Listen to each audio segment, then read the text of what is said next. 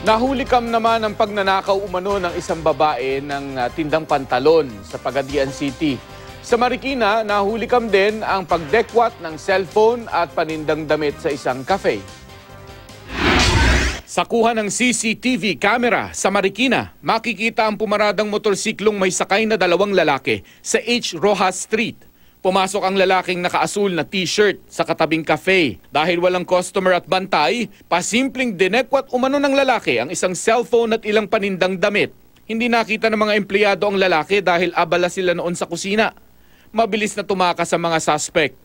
Matapos nito, ang may-ari ng cellphone nakuha pang tawagan daw ng mga suspect at hininga ng pera kapalit ng cellphone. Mayroon pa po akong isang cellphone na nagamit ko naman para makontak yung sarili kong number.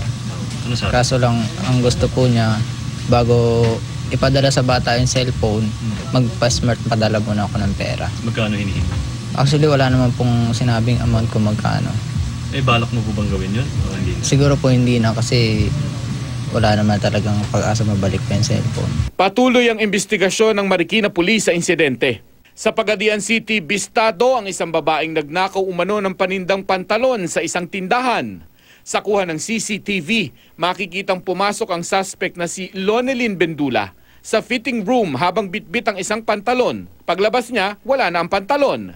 Nang papalabas na sana sa tindahan ng suspect, ininspeksyon ng gwardya ang kanyang bag at doon na nabisto ang ninakaw na pantalon.